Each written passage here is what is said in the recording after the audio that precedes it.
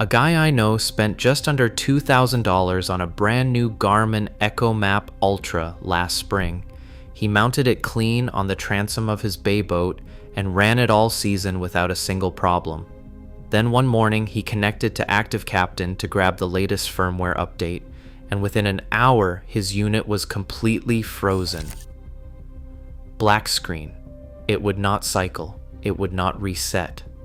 He called Garmin support and they confirmed a known conflict between that update and his hardware. Their suggested fix was a full unit swap.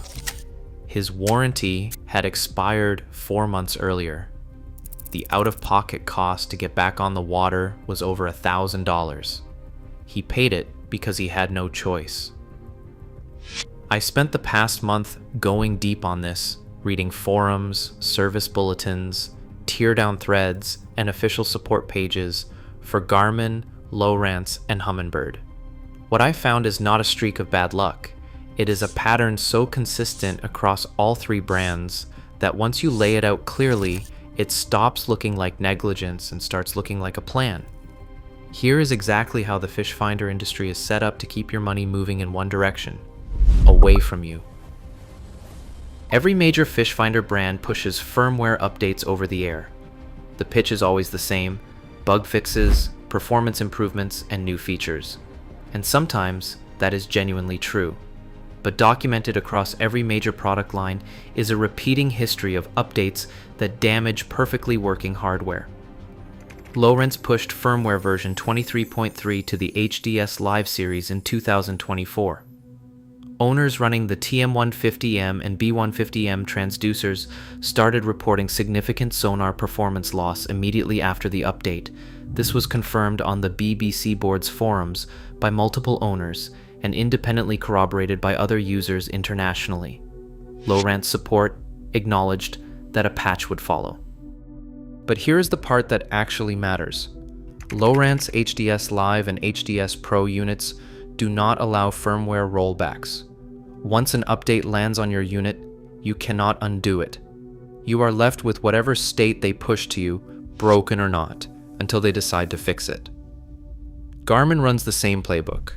The EcoMap Ultra 2 series had documented reboot issues after a firmware release, where units receiving certain NMEA 2000 data from third-party devices were crashing during operation. Garmin confirmed this in its own change history, listing the fix in a later patch. The bad version shipped, it went live on boats, and the problem was only confirmed after enough owners reported it. On the Humminbird side, the pattern is the same, but it gets less attention. Helix and Solix units on the One Boat network have seen repeated cases of cross-generation communication failures after firmware updates. You update one unit on your console, and it stops talking to the older units on the same network. Humminbird recommends bringing the older units up to the new version, except sometimes the older hardware cannot run the new software cleanly. When your unit dies, you would expect to be able to get it repaired. You cannot. The reason you cannot is not accidental, it is structural, and it runs across all three brands. Humminbird's official support documentation states it plainly, their exact words. They do not sell internal components for fish finders or transducers. That statement comes from their service and repair page. If something fails inside your unit, the only authorized repair path is to ship it back to their facility in Eufaula, Alabama, which is, according to their documentation, the only authorized service center for Humminbird products in the entire United States. The flat rate service fees they charge frequently approach the cost of a newer replacement unit. Garmin's position on display repairs is identical. A failed or cracked screen on an EcoMap or Striker is classified as an integrated proprietary component. Garmin does not sell the display assembly. The repair path is their unit exchange program, which still costs significant money and leaves you without your unit for weeks. Lowrance, operating under Brunswick's Navico Group, follows the same structure. Independent repair shops that try to source internal replacement boards or processors for Lowrance units find that Navico does not distribute service-level components outside its authorized dealer network. That dealer network has been shrinking as smaller marine electronics shops close out. Here is one more detail that tells the whole story. I went looking for a professional teardown of any fish finder from any of these 3 brands on iFixit, the world's largest independent repair database, with teardowns on thousands of consumer electronics products. There is not a single fish finder from Garmin, Lowrance, or Humminbird in their database. Not one. The cases are sealed with a combination of screws and industrial adhesive that makes clean disassembly nearly impossible without destroying the housing. That is not a manufacturing efficiency decision, that is a repair prevention decision. Here's the part of this story that a lot of boaters have never heard clearly explained. Lowrance, Simrad, and B&G are not competing brands. They are the same company. Navico, now owned by Brunswick Corporation after its acquisition for $1.05 billion, completed in October 2021, manufactures all 3 brands under shared infrastructure. A journalist from Yachting Magazine visited the Navico production facility in Ensenada, Mexico in 2019 and described watching a pick-and-place machine producing circuit boards at a rate of 10,000 boards per day for B&G, Lowrance, and Simrad products simultaneously. Standing on the factory floor, the journalist wrote that they could not distinguish which brand any given board was being built for. That is not a matter of interpretation. That is the same hardware going into different housings with different software configurations that determine what features each brand's unit can access. Brunswick's acquisition rolled Lowrance, Simrad, B&G, and CMAP, charting all under one corporate roof. One company now controls most of the fish finder and chart plotter hardware sold to recreational boaters in North America, plus one of the 2 major marine chart platforms at the same time. And then there is Garmin's side of this. In October 2017, Garmin acquired Navionics, at the time the most widely used third-party marine chart platform in the world. After that acquisition, Navionics subscription prices increased significantly. The United States and Canada app package went from $24.99 per year to $49.99 per year, a 100% price increase. Then Garmin moved to a subscription model where, if your subscription lapses, you lose access to the charts you already downloaded to your device for offline use. You are not buying a chart anymore, you are renting access to one. 2 corporations, Garmin and Brunswick, now control the dominant share of fish finder hardware and the dominant share of premium chart data at the same time. That is not a coincidence, that is market structure. If this has been useful, do not forget to subscribe. The most expensive version of this problem is not when a firmware update kills one unit, it is when a firmware update kills your entire helm network at once. This has happened multiple times across multiple brands. Humminbird's one boat network is designed to let Helix, Solix, and Apex units share sonar data, GPS waypoints, and display information across a single Ethernet backbone on your console. Humminbird broke cross-generation compatibility through firmware updates that changed how units communicate on the network. Owners running mixed generation setups, for example, a newer Solix paired with an older Helix, found after certain updates that the units could no longer talk to each other. According to Humminbird's guidance, the path forward was to replace the older units or run 2 separate networks with different switching hardware. Either way, that costs money. Lowrance did the same thing when they ended backward compatibility for the HDS Gen 2 Ethernet protocol.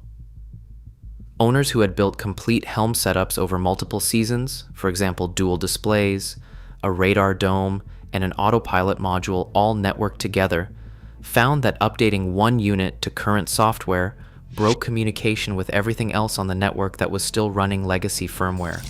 The choice was to freeze every unit on outdated software permanently, or to replace the entire network at once. There is no patch that restores compatibility. Once Lowrance deprecates a protocol, it is gone. Is anything being done about this? Some things. Not enough. No planned obsolescence case has ever succeeded in court against a marine electronics manufacturer specifically. The legal bar is high, because proving that software degradation was intentional rather than incidental is technically complex and expensive to litigate. But the regulatory environment is shifting, and it is shifting hard, especially in Europe.